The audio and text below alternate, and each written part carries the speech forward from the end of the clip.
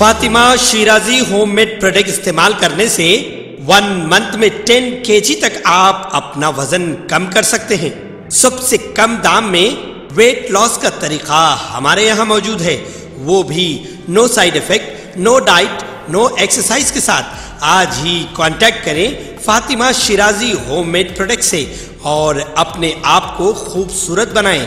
Fatima Shirazi homemade product, golden heads colony, pillar number 213, Rajendra Nagar, Hyderabad 8142877400। जिले election officer GHMC commissioner Ronald Rose ने बताया कि मुख्तलिफ नाफिज करने वाली टीमों ने अजला के 10,17,940 रुपए नकद और 61,481 रुपए मालियत का दीगर सामान और 24.6 लीटर शराब अब तक जब्त की है। उन्होंने कहा है कि नकदी और दीगर अशिया के हवाले से 3 शिकायत भी मौसूल हुई हैं, तो 2 FIR दर्ज की गई और 2 FIR के वजाहत की गई कि 12 लाइसेंस याफ्ता हथियार जमा कराए गए हैं। रोनाल्ड रोज ने बताया कि जिले में अब तक 12,97,39,560 रुपए नकदी और 1,86,74,708 रुपए मालियत का दीगर साजो सामान जब्त किया जा चुका है। जिले इंतखाबी ऑफिसर ने वजाहत की कि 19,822.71 लीटर शराब पकड़ी जाने के बाद 147 मुकदमात दर्ज किए गए हैं और 141 अफराद को गिरफ्तार किया गया। 296 शिकायत मौसूल हुई और नकदी और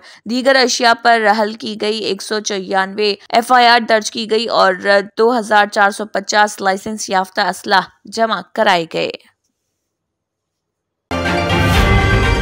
भारत राष्ट्र समिति के वर्किंग सदर KT रामाराव ने मिड्डीपल्ली में मुनक़दा मिर्चल हल्के के कायदीन और कारकुनों की तैयारी मीटिंग में शिरकत की। केटिया ने कहा है कि ओगड़ी पचड़ी की तरह जिंदगी में भी हर बुरे तरह के जायके होते हैं। जब सियासी जमात होती है तो हम जीतते हैं और हारते हैं, खुशियां और गम दोनों होते हैं। शिकस्त से मायूस होने की जरूरत नहीं है। अपोजिशन की जो जिम्मेदारी आवाम को दी गई है हम उसे बखूबी निभाएंगे। केसीआर ने कहा कि तेलंगाना को मौत के दहाने पर पहुंचा दिया गया है। अवाम हमें 10 साल का मौका दें तो पीने के पानी और बिजली के मसाइल हल कर देंगे। बहुत से फलाही प्रोग्रामों के साथ साथ हमने नए मेडिकल कॉलेज और गुरुकुला स्कूल भी कायम किए हैं।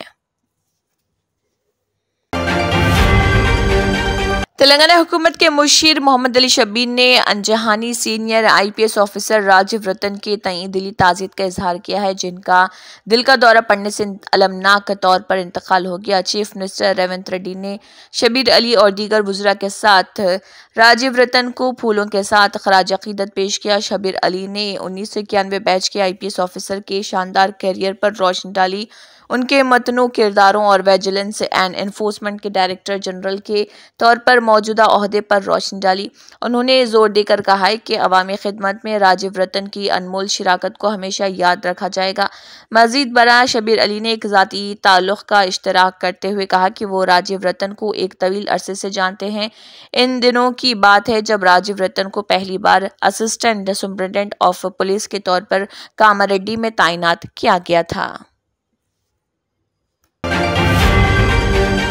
मौलाना जाफर पाशा हुसामी सानी ने एक वीडियो पैगाम के जरिए आवाम से कहा कि बेगमपेट में वाक़े मस्जिद आलमगीर में हर साल ईद की नमाज अदा की जाती है। ताहम यहाँ पर इस साल वहाँ कुछ शरपसंद अनासिर मस्जिद पर कब्जा करते हुए वहाँ नमाज को रोकने की कोशिश कर रहे हैं, लेकिन उन्होंने तमाम से गुजारिश की है कि हर साल की तरह इस साल भी मस्जिद में कसर तादाद में नमाज अदा करने की वहाँ पर कोशिश करें और ईद की नमाज वहां पर सुबह 10 बजे है, इसलिए वक्त की पाबंदी करने की उन्होंने तमाम मुसलमानों से गुजारिश की है और कसीर तादाद में मस्जिद आलमगीर पहुंचकर नमाज ईद अदा करने की अपील की।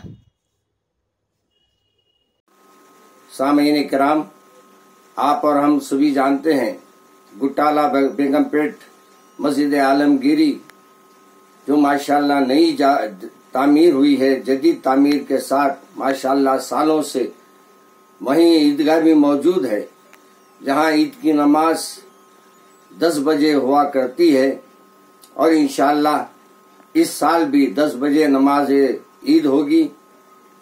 और कोशिश कीजिए कि ज्यादा से ज्यादा उस मुकाम पर आएं और वहां ईद की नमाज अदा करें। अपने महल्ले के मसाजिद में अपने करीब के मसाजिद में अदा न करें, बल्कि कोशिश करें कि मस्जिद आलमगीरी घोटाला बेगमपेट में जरूर अपनी नमाज का वहां वक्त लगाएं और वहां आकर नमाज अदा करें। अस्सलाम वालेकुम। तेलंगाना हुकूमत की जानिब से टीचर्स एलिजिबिलिटी टेस्ट यानी टेट की दरख्वास्तों के अदखाल की आखिरी तारीख में तोसी की गई। दरख्वास्तों के अदखाल की आखिरी तारीख थी जिसमें इस महीने की 20 तारीख तक तोसी की गई है। दरख्वास्तों के अदखाल का अमल 27 मार्च से शुरू हुआ था, जो खत्म हो रहा था। महकमे तालीमात ने ऐसे ख्वाहिशमंद उम्मीदवारों से जिन्होंने अभी तक दरख्वास्तें दाखिल नहीं की है, उनसे दरख्वास्तें दाखिल करने की ख्वाहिश की है। 15 अप्रैल से हॉल टिकट जारी किए जाएंगे। रियासत गिर सतह पर 11 अजला में इम्तिहान मुनक्किद होगा।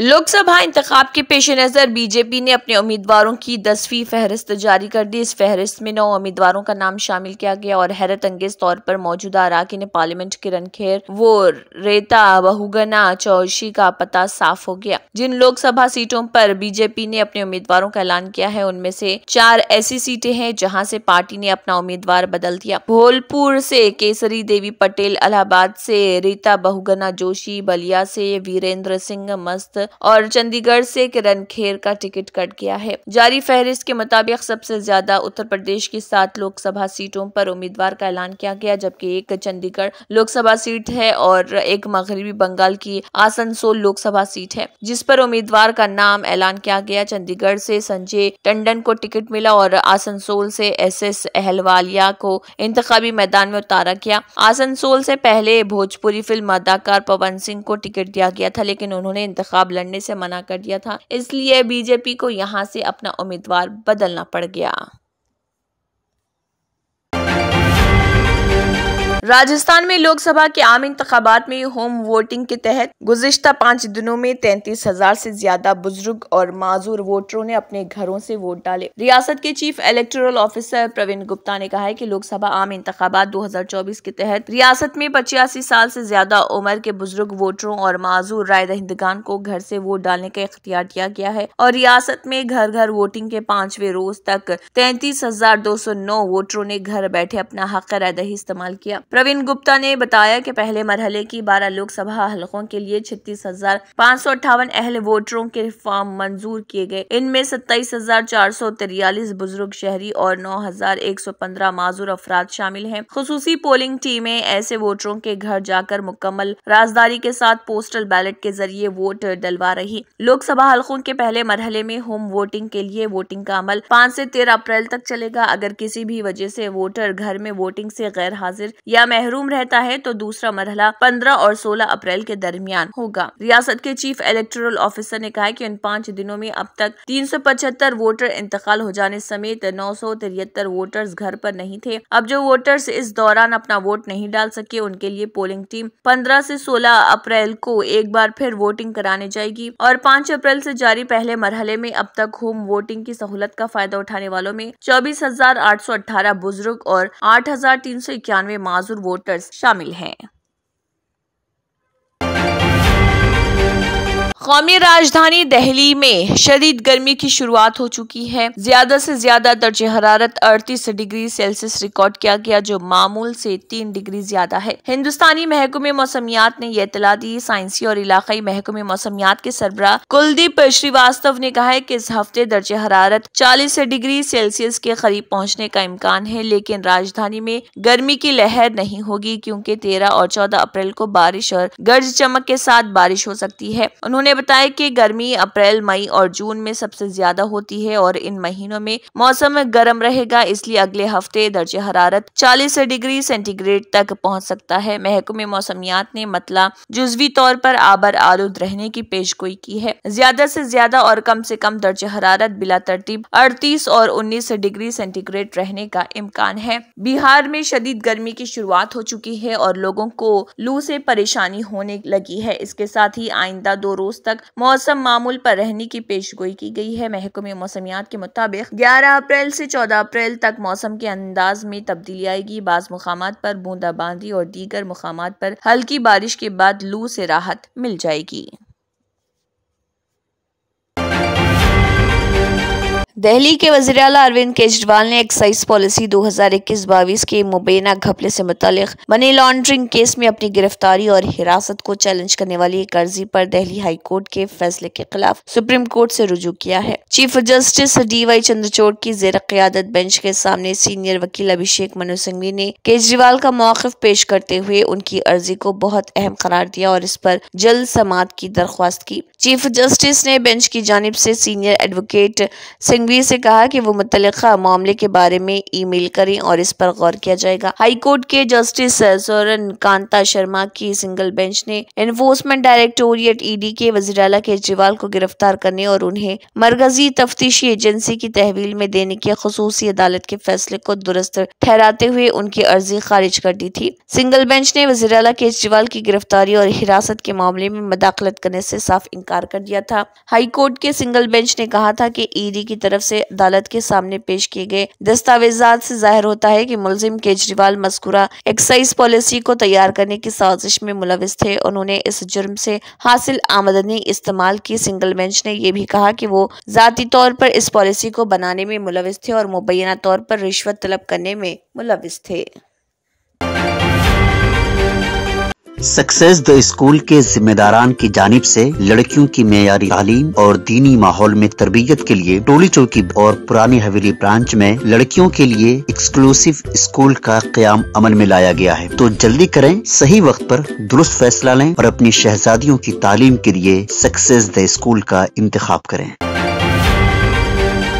पतंजलि आयुर्वेद के गुमराहकुन इश्तिहारात के मुकदमे की समाअत के दौरान सुप्रीम कोर्ट ने रामदेव और पतंजलि के मैनेजिंग डायरेक्टर आचार्य बालकृष्ण के गैर मशरूत माफी के हलफनामे को मुस्तरद कर दिया। अदालत ने कहा कि उन लोगों ने 3 बार हमारे अहकामात को नजरअंदाज किया, लोगों ने गलती की है और उन्हें इसका खमियाजा भुगतना पड़ेगा। मामले की आइंदा समाअत के लिए 16 अप्रैल की तारीख मुकर्रर की गई है। ख्याल रहे कि रामदेव और बालकृष्ण जस्टिस हेमा कोहली और जस्टिस एहसानुद्दीन अमानुल्लाह की बेंच के सामने पेश हुए थे। इससे कबल 2 अप्रैल को हुई समाअत में पतंजलि की जानिब से माफीनामा पेश किया गया था। समाअत के दौरान सॉलिसिटर जनरल ने कहा कि हमने इस मामले में तजवीज दी थी कि गैर मशरूत माफी मांगी जाए, मगर अदालत ने रामदेव के गैर मशरूत माफी का हलफनामा कबूल करने से भी इनकार कर दिया। जस्टिस अमानुल्लाह ने कहा है कि उन लोगों ने 3 बार हमारे अहकामात को नजरअंदाज किया, उन लोगों ने गलती की है और उन्हें इसका खमियाजा भुगतना पड़ेगा।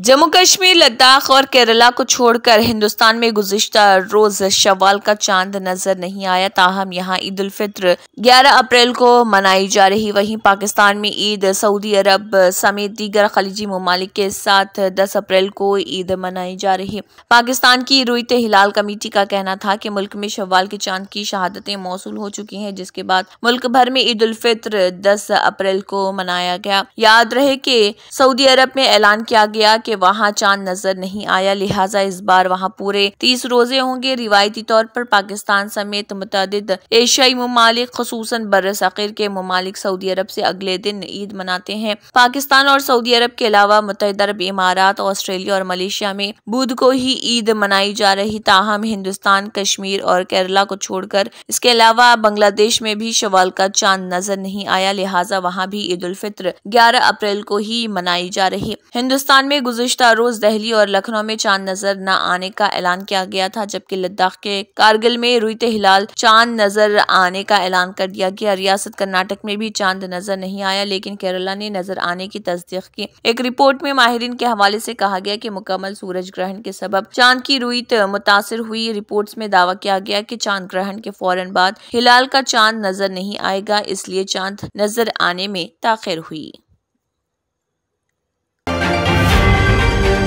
आलमी इदारे सेहत WHO ने कहा है कि वायरल हेपेटाइटिस की वजह से जान की बाजी हारने वालों की तादाद में इजाफा हो रहा और ये मुत्तैदी बीमारी दुनिया भर में हर रोज 3,500 और हर साल 13 लाख अफराद की जान ले रही। WHO 2024 ग्लोबल हेपेटाइटिस रिपोर्ट में कहा गया कि 187 ममालिक के नए आदाद व शुमार से पता चलता है कि वायरल हेपेटाइटिस से होने वाली अमवात की तादाद 2019 में 11 लाख से बढ़कर 2022 में 13 लाख हो गई है। रिपोर्ट के मुताबिक इनमें से 83% अमवात हेपेटाइटिस बी और 17% हेपेटाइटिस सी की वजह से हुई है। वर्ल्ड हेपेटाइटिस समिट में जारी होने वाली रिपोर्ट में कहा गया है कि हेपेटाइटिस बी और सी के इन्फेक्शन की वजह से दुनिया भर में रोजाना 3500 अफराद हलाक हो रहे हैं। तकरीबन 2/3 हेपेटाइटिस बी और सी इन्फेक्शन केसेस का ताल्लुक बांग्लादेश, चीन, Ethiopia, India, Indonesia, Nigeria, Pakistan, Philippine, रूस और वियतनाम से है। अक़वाम मुत्तहिदा के इदारे सेहत ने एक बयान में कहा है कि 2025 तक इन 10 ममालिक में इन्फेक्शन की रोकथाम, तशख़ीस और इलाज तक आलमी रसाई को यकीनी बनाना और अफ्रीकी खित्ते में इस सिमत में कोशिश तेज करना पायदार तरक्की के अहदाफ को पूरा करने के लिए आलमी रद्द-ए-अमल को ट्रैक पर वापस लाने के लिए जरूरी है।